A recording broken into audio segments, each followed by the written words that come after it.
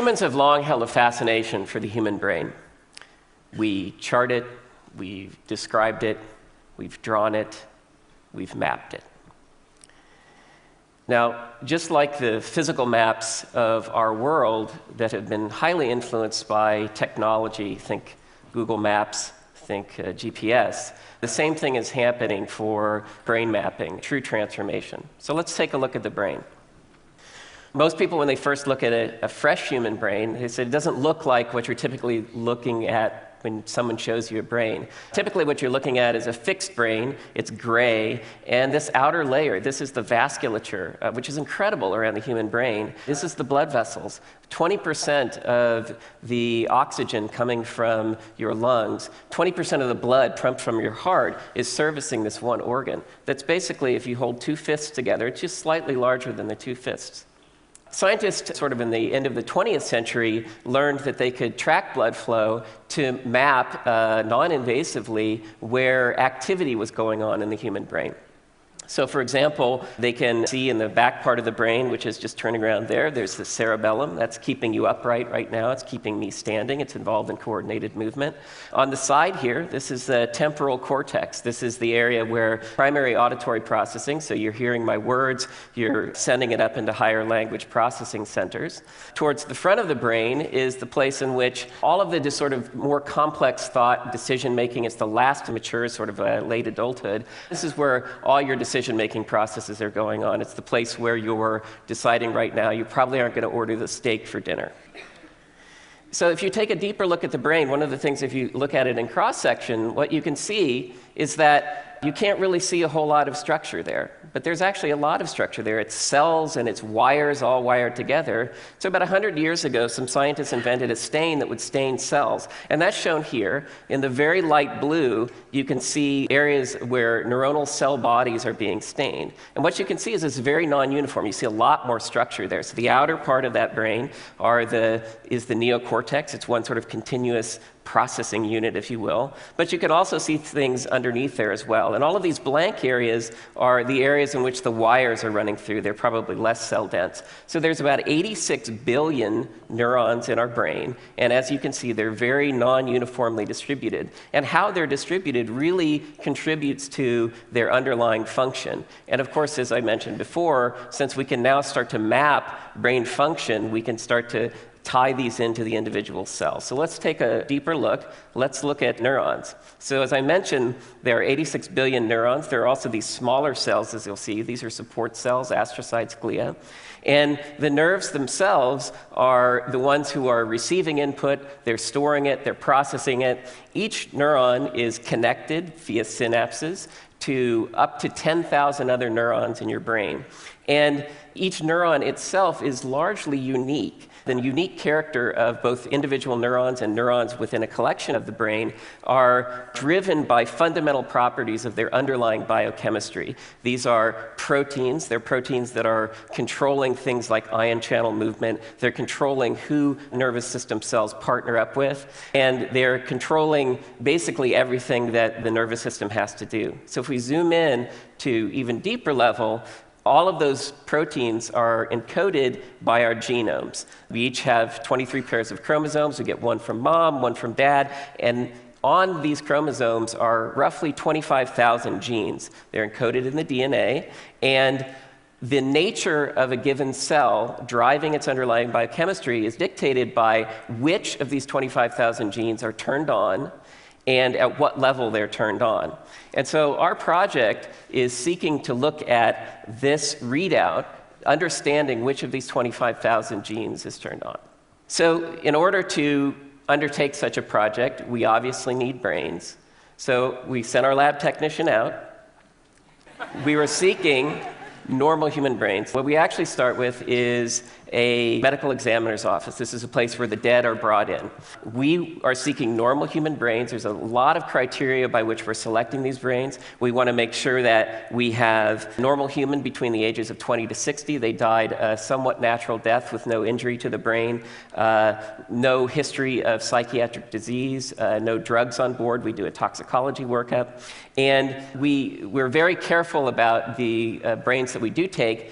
We're also selecting for brains in which we can get the tissue, we can get consent to take the tissue within 24 hours of time of death. Because what we're trying to measure, the RNA, which is the readout from our genes, is very labile, and so we have to move very quickly.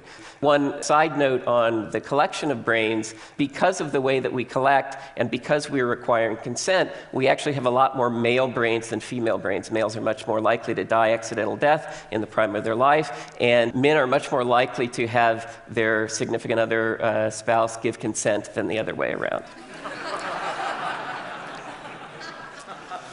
So the first thing that we do at the site of collection is we collect what's called an MR. This is magnetic resonance imaging, MRI. It's a standard template by which we're going to hang the rest of this data. So we collect this MR, and you can think of this as our satellite view for our map. The next thing we do is we collect what's called the diffuse and tensor imaging. This maps the large cabling in the brain. And again, you can think of this as almost mapping our interstate highways, if you will. The brain is removed from the skull, and then it's sliced into 1 centimeter slices. And those are frozen solid, and they're shipped to Seattle. And in Seattle, we take these, this is a whole human hemisphere, and we put them into what's basically a glorified meat slicer. There's a blade here that's going to cut across the section of the tissue and transfer it to a microscope slide. We're going to then apply one of those stains to it, and we scan it. And then what we get is our first mapping. So this is where our experts come in and they make basic anatomic assignments. You could consider this state boundaries, if you will, those pretty broad outlines. From this, we're able to then fragment that brain into further pieces, which then we can put on a smaller cryostat. And this is just showing this here. This is frozen tissue, and it's being cut. This is 20 microns thin, so this is about a baby hair's width. And remember, it's frozen, and so you can see here old-fashioned technology of a paintbrush being applied. We'd take a microscope slide, and we very carefully melt onto this slide. This will then go into a robot that's going to apply one of those stains to it. Okay. And our anatomists are going to go in and take a deeper look at this. So again, this is what they can see under the microscope. You can see collections and configurations of large and small cells in clusters in various places. And from their expertise, they understand where to make these assignments, and they can make basically what's a reference atlas. This is a more detailed map. Our scientists then use this to go back to another piece of that tissue and do what's called laser scanning microdissection. So the technician takes the instructions, they scribe along a place there, and then the laser actually cuts. You can see the blue dot there cutting, and that tissue falls off. You can see on the microscope slide here, that's what's happening in real time. There's a container underneath that's collecting that tissue. We take that tissue, we purify the RNA out of it using some basic technology, and then we put a fluorescent tag on it. We take that tagged material and we put it onto something called a microarray. Now, this may look like a bunch of dots to you, but each one of these individual dots is actually a unique piece of the human genome that we spotted down on glass. This has roughly 60,000 elements on it, so we repeatedly measure various genes of the 25,000 genes in the genome. And when we take a sample and we hybridize it to it, we get a unique fingerprint, if you will, quantitatively of what genes are turned on in that sample. Now we do this over and over again. This process for any given brain, we're taking over 1,000 samples for each brain. This area shown here is an area called the hippocampus. It's involved in learning and memory, and it contributes to about 70 samples of those 1,000 samples. So each sample gives us about 50,000 data points with repeat measurements, 1,000 samples. So roughly we have 50 million data points for a given human brain. We've done, right now, 2 human brains worth of data. We've put all of that together into one thing, and I'll show you what that synthesis looks like. It's basically a large data set of information that's all freely available to any scientist around the world. They don't even have to log in to come use this tool, mine this data, find interesting things out with this. So here's the modalities that we put together. You'll start to recognize these things from what we've collected before. Here's the MR. It provides the framework. There's an operator side on the right that allows you to turn. It allows you to zoom in. It allows you to highlight individual structures. But most importantly, we're now mapping into this anatomic framework, which is a common framework for people to understand, where genes are turned on. So the red levels are where a gene is turned on to a great degree. Green is the sort of cool areas where it's not turned on. And each gene gives us a a fingerprint. And remember that we've assayed all the 25,000 genes in the genome and have all of that data available. So what can scientists learn about this data? And we're just starting to look at this data ourselves. There's some basic things that you would want to understand. Two great examples are drugs, Prozac and Wellbutrin. These are commonly prescribed antidepressants. Now remember, we're assaying genes. Genes send the instructions to make proteins. Proteins are targets for drugs. So drugs bind to proteins and either turn them off, et cetera. So if you want to understand the action of drugs, you want to understand how they're acting in the ways you want them to, and also in the ways you don't want them to, in the side effect profile, et cetera. You want to see where those genes are turned on. And for the first time, we can actually do that. We can do that in multiple individuals since we've assayed two. So now we can look throughout the brain, we can see this unique fingerprint, and we get confirmation. We get confirmation that indeed the gene is turned on for something like Prozac in serotonergic structures, things that are already known to be affected. But we get to see the whole thing. We also get to see areas that no one has ever looked at before, and we see these genes turned on there. Is this interesting side effects? It could be.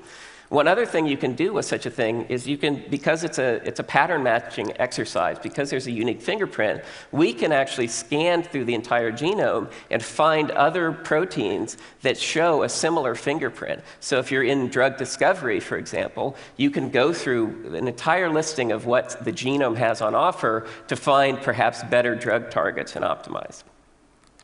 Most of you are probably familiar with genome-wide association studies in the form of people covering in the news saying scientists have recently discovered the gene or genes which affect X. And so these kinds of studies are routinely published by scientists, and they're great. They analyze large populations, they look at their entire genomes, and they try to find hotspots of activity that are linked causally to genes.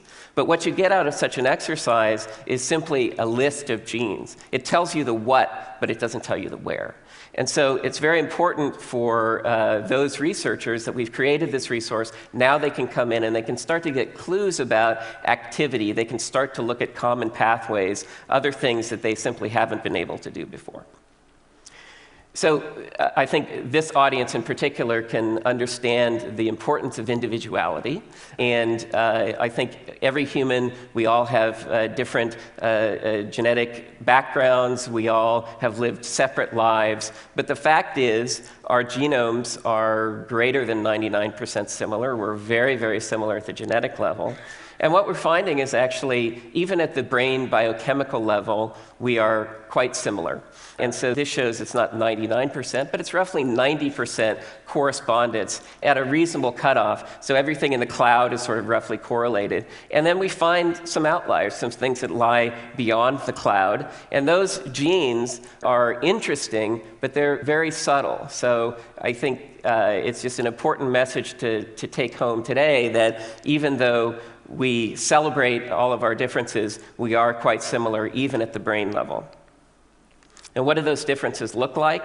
This is an example of a study that we did to follow up and see what exactly those differences were. And they're quite subtle. These are things where genes are turned on in an individual cell type. These are two genes that we found that as good examples. One is called relin. It's involved in early developmental cues. DISC1 is a gene that's deleted in schizophrenia. These aren't schizophrenic individuals, but they do show some population variation. And so what you're looking at here in donor 1 and donor 4, which are the exceptions to the other two, that genes are being turned on in a very specific subset of cells. It's this dark purple precipitate within the cell that's telling us a gene is turned on there. Whether or not that's due to the individual's genetic background or their experiences, we don't know. Those kinds of studies require much larger populations. So I'm going to leave you with a final note about the complexity of the brain and how much more we have to go. I think these resources are incredibly valuable. They give researchers a handle on where to go, but we've only looked at a handful of individuals at this point. We're certainly going to be looking at more. I'll just close by saying that the tools are there, and this is truly an unexplored, undiscovered continent. This is the new frontier, if you will. And so for those who are undaunted but humbled by the complexity of the brain, the future awaits. Thanks.